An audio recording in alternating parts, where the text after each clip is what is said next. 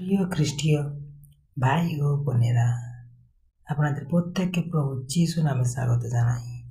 আপনারা দেখছেন god promise Bangla channel. আমরা এখন সকালের একটি বাক্য দেখব শাস্ত্র থেকে। বাক্যটি নেওয়া হয়েছে লুক 6:37 তোমরা বিচার করো না, তাহলে তোমাদেরও বিচার করা হবে না। দোষারোপ করো না, তাহলে তোমাদেরও দোষারোপ করা হবে না। ক্ষমা করো, তাহলে তোমাদেরও ক্ষমা করা হবে। আমেন।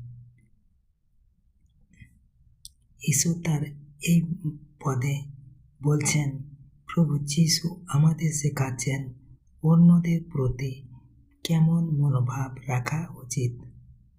আমরা প্রায় দুটো অন্যদের বিচার করি বা দোষ দিই, কিন্তু ঈশ্বর চান আমরা যেন করুণা ও ক্ষমাশীল হই।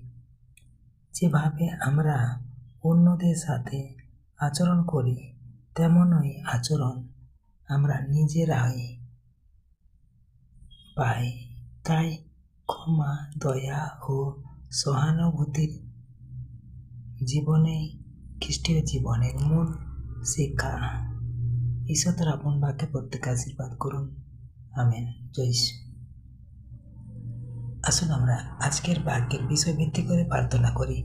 হে স্বর্গীয় পিতা, তুমি আমাকে এমন হৃদয় দাও যাতে আমি অন্যদের বিচার না করি, বরং ভালোবাসা ও দয়ার সঙ্গে দেখি।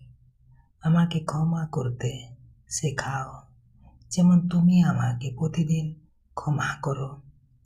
আমার কথাবার্তা ও কাজের মাধ্যমে যেন তোমার প্রেম প্রকাশ পায়। আমার হৃদয়কে নম্র ও